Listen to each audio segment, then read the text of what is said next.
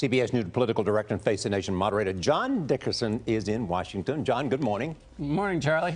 What impact and what might be discovered that could make this a game changer? Well, I'm still trying to handle this first discovery. I can't imagine what might be discovered. We used to have October surprises. It was a single day in October. Now the entire month is a surprise. I think the change, of course, is the conversation is all about Hillary Clinton and a damaging thing for Hillary Clinton and something that encourages the campaign to behave in a way that reinforces people's skepticism or concerns about it, which is why it's really interesting whether they'll continue going after Comey, which is basically all they can do, or whether they pivot. But the question is, does it move anything? And, you know, our polling and other polling shows that October surprises aren't what they used to be because everybody sorts new information by their existing partisanship. There is a lot of partisan sorting. There aren't a lot of people kind of sloshing between the two candidates, and 22 million or so votes have already been cast.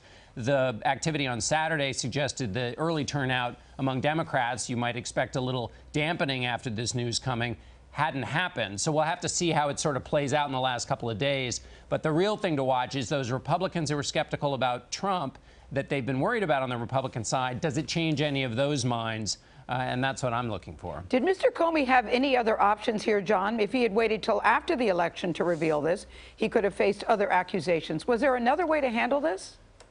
I don't know. We don't know exactly what he has, and that's one of the things that seems to be confusing. You're right, though. Imagine if nothing had been said and then it came out after the election. It seems like this was designed in a way, though, to make everybody unhappy. And no matter what the election outcome is, people are going to be able to look to the FBI and have complaints. It is curious, this idea of if the warrant had not been issued when he put out his first announcement, and therefore they hadn't looked at the emails, or that, it seems mentioning that might have lowered some of the speculation. Of course, they might have looked at the emails without a warrant. There's no evidence of that. But I guess it's just quite confusing why there was not a something to kind of keep everybody from wildly speculating, because there was a lot of speculation, and we see Donald Trump saying that the only reason they did this is because they found some huge bombshell in this new cache of emails. You mentioned that more than 20 million people have already voted in the early vote, so there's some question about how much this may influence the final outcome. What have we learned from those early vote numbers? Well, we find that, you know, it depends on the different states how it's working. It's up in North Carolina, for example. Democrats are up, but they're down from where they were in 12. So we know there is a lot of early voting going on. It will change in its composition.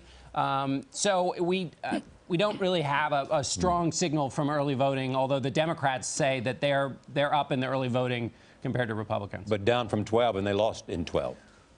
Right, down from, but you have the composition of the electorate is different, and the early voting rules in North Carolina and Florida are a little different. So those comparisons to 12 are, you have to be careful about them. Exactly. Thanks, John.